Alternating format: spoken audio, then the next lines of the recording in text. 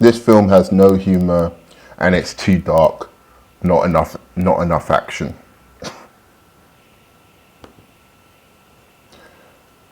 Well, Kurt Russell, what do you have to say about that?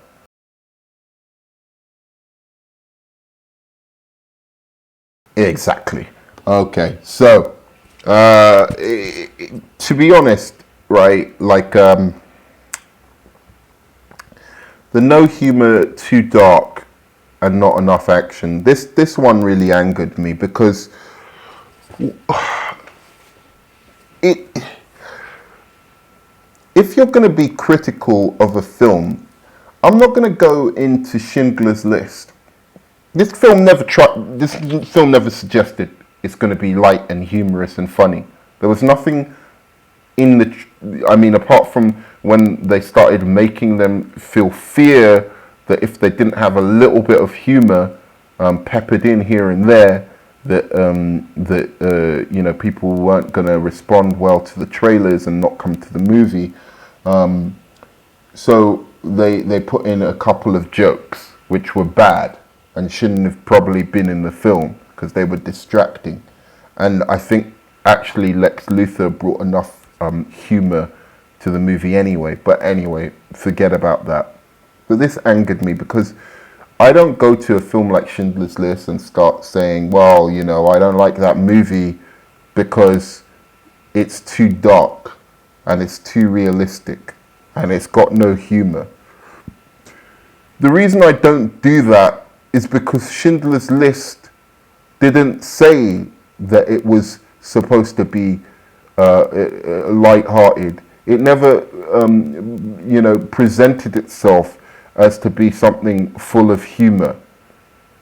So why would you be critical of a movie for not having a light enough tone to it? As a critic, it doesn't make any sense.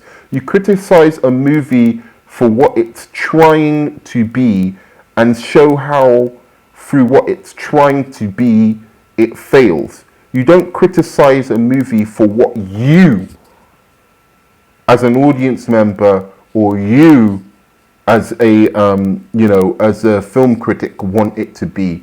And as for not enough action, the action in this movie is far superior to Civil War. The action in Civil War is so cartoonish, so over the top, just ridiculously moronic, and yet has no stakes.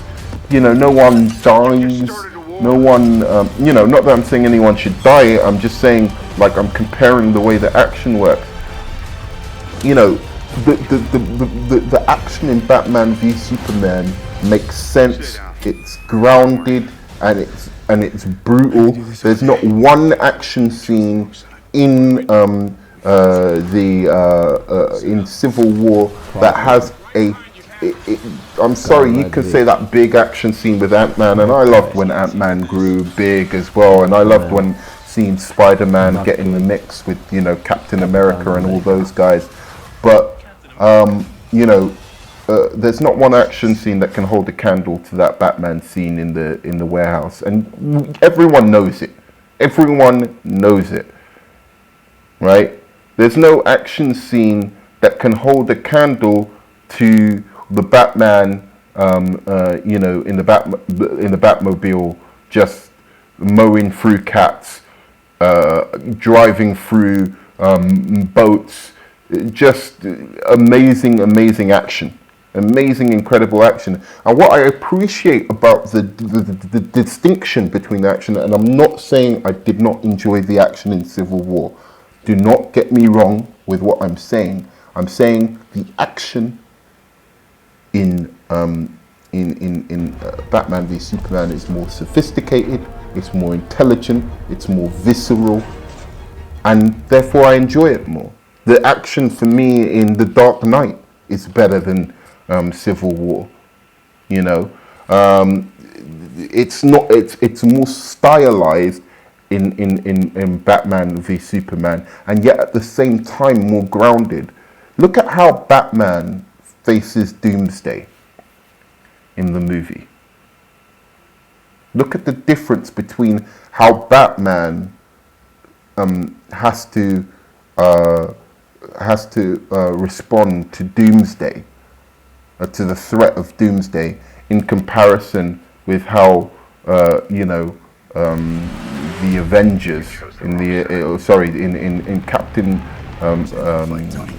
Captain America Civil War, they respond to each other. Like, everyone can somehow take on everyone. It's just completely ridiculous. Like, you've got humans, like human level characters like Hawkeye, and that dumb bird character, I don't know what his name is, Anthony Mackie. You've got someone like even Ant-Man is kind of strangely, I don't know why his power of getting small is so effective. Or Black Widow is the one that pisses me off the most. I mean, this is a human woman, okay? And this is nothing against women. Obviously, you should be very tough, and if you're trained well enough, you could take down most any man. But when these characters start going up against Vision, doing shit against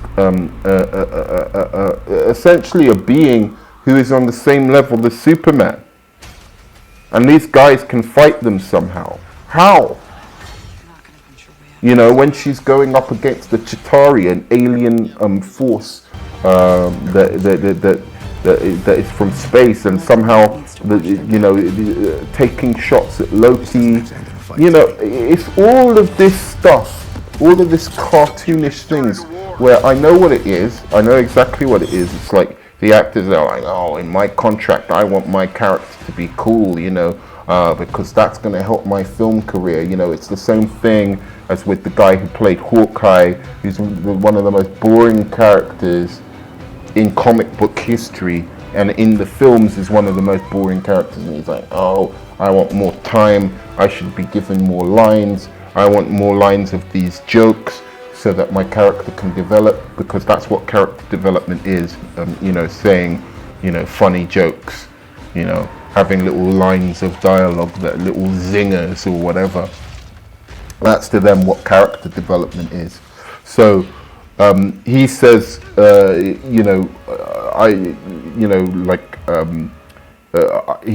sure this is why that all of them are so spectacular in their action scenes, no matter what.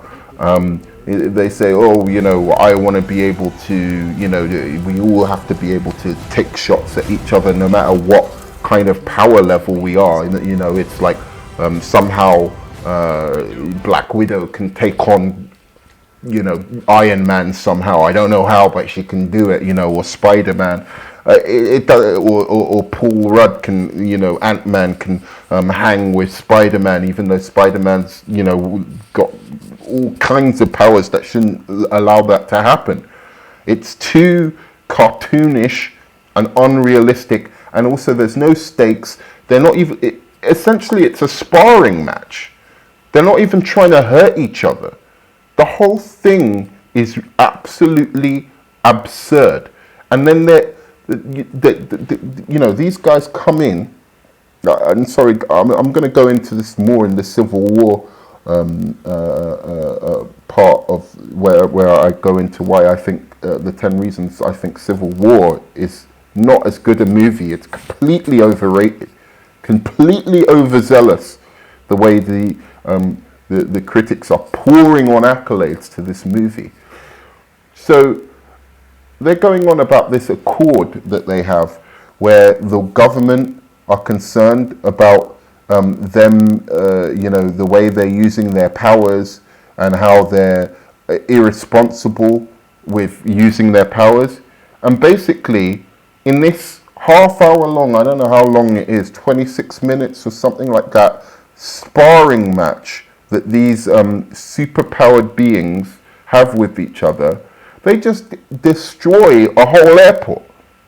Somewhere in the world, they just destroy a whole airport in a sparring match. They're not even trying to hurt each other. They're not facing a bad guy even. As much as I hate the Man of Steel, at least Superman, when he was just destroying public property, and killing people in the process, but was actually trying to save the world from a villain. These guys are just fighting each other. They don't think maybe we shouldn't throw a plane at the other person because somebody built that plane and it's not our property to destroy. They all should have been arrested for vandalism.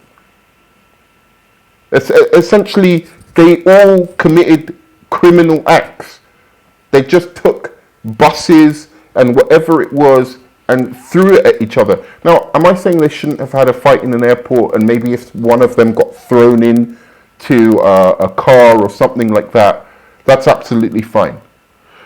There was nobody in the airport as far as I know. I don't know why there was nobody in the airport, but that's absolutely fine if they got thrown in. But they're literally taking stuff and throwing it and purposely destroying public or private property.